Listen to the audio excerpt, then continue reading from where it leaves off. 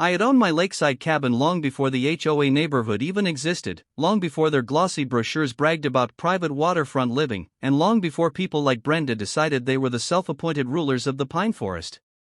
My cabin was small, sturdy, and peaceful, built by my grandfather and restored by my own hands.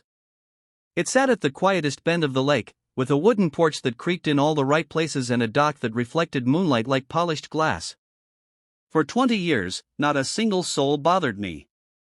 Then the HOA appeared. It started innocently enough. New houses went up on the opposite shore, with fresh paint and matching mailboxes and neighbors who waved politely. That changed the morning I stepped outside and found a bright orange violation notice plastered to my cabin door. It read, in bold print, "Unauthorized dwelling. Immediate eviction required." I stared at it for a full minute before laughing out loud.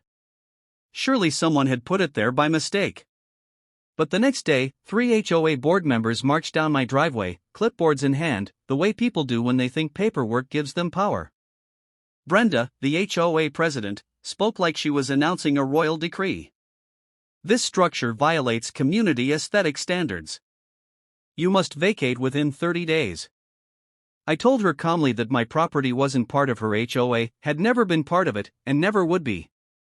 She narrowed her eyes like she couldn't process that reality. They walked away whispering, leaving me with a stack of notices that grew larger each day. Then they tried to block the trail I used to reach my cabin, claiming it was part of HOA-maintained land, and that was when I realized they had no idea who actually owned the lake beneath their expensive decks. When the HOA tried barricading the trail to my own cabin, I knew they weren't going to stop until they felt some resistance.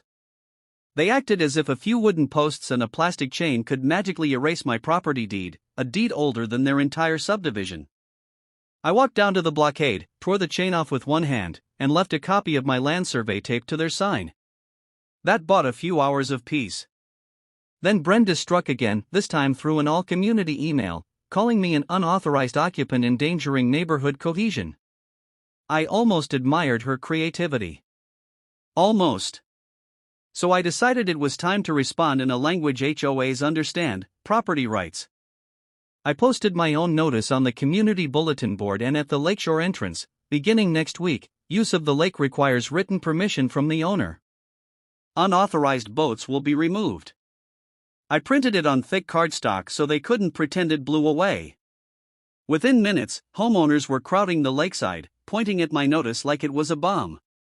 Their property listings advertised lake access as the crown jewel. Now the jewel wasn't theirs to touch. While they scrambled, I moved to phase 2. Years ago, before any of these houses existed, I bought the gravel lot at the entrance to the lake. It wasn't much then, just an empty patch of earth fishermen occasionally used. But the HOA had turned it into their main parking area for events, guests, and paddleboard storage. They had been using it for free because no one bothered checking who owned it. I installed a clean metal sign that read, "Private property. Permit required." They ripped it down. I put up another. They ripped that down too. By the third sign, installed into concrete and watched by a camera, they finally realized this was a different kind of fight. The HOA realized their usual tactics weren't working, so they tried to escalate in the one place they believed they still had power, the courthouse. They filed a complaint claiming my cabin violated something they called community visual harmony, a phrase so vague it could mean anything from paint color to the direction my porch faced. My lawyer, who had seen HOAs pull every stunt imaginable, laughed so hard he had to mute himself during our call. The case was dismissed almost immediately, the judge barely glancing at the documents once he saw my property sat entirely outside HOA jurisdiction. That loss only made Brenda more determined. A week later, I heard shuffling outside and stepped onto the porch to find what looked like a small army of residents marching toward my cabin with trash bags and gloves. Brenda declared it a community cleanup, but everyone could tell it was an excuse to swarm my land under the pretense of public service. I sipped my tea and stood calmly as they reached the clearing. "You're trespassing," I said. Brenda raised her chin and said, "We have the authority to inspect areas affecting neighborhood appearance." I pointed to the boundary markers on the trees, freshly painted and unmistakable. The crowd shifted uneasily. Then the sheriff pulled up, his truck tires crunching over the pine needles. He knew the situation well. He'd fished off my dock more times than I could count. He stepped out, hands on his belt, and asked, "Anyone here have permission to be on this property?" Silence. He escorted them off one by one, warning Brenda that another incident would result in citations. She glared at me like the forest itself had betrayed her. Meanwhile, homeowners were beginning to whisper among themselves, realizing their HOA president had led them into a losing war over land that had never belonged to them.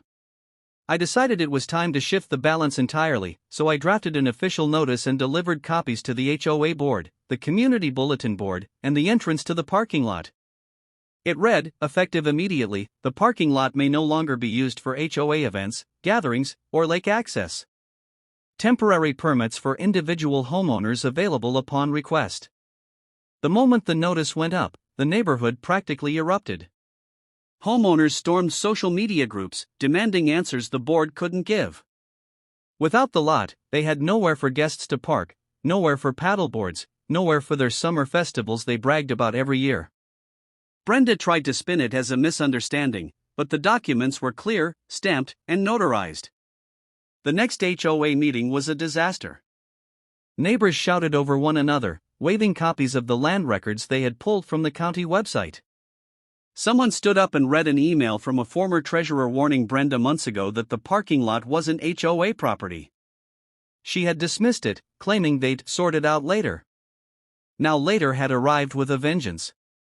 Brenda tried to regain control, snapping at homeowners, insisting I was sabotaging the community. But it wasn't working anymore. People were tired of fines, tired of threats, tired of being dragged into a feud created by her pride. Several board members reached out to me, voices shaky, asking if I would meet to discuss options. I agreed, but on my terms. We met at the lake's edge just before sunset, my dock stretching into the rippling water.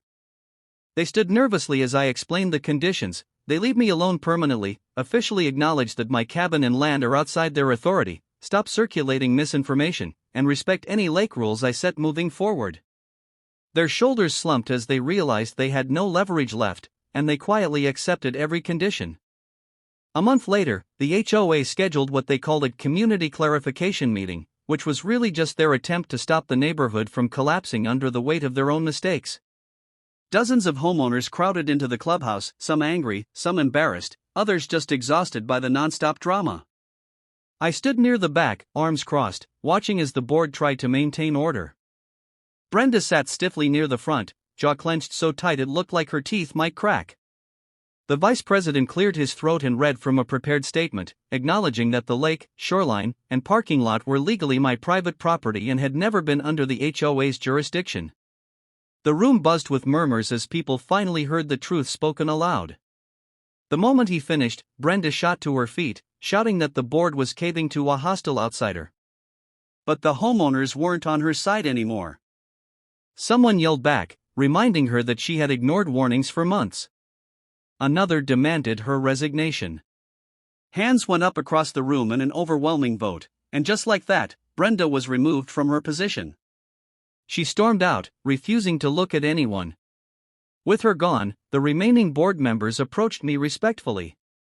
They asked if we could establish a long-term agreement that would allow homeowners controlled access to the lake and occasional use of the parking lot.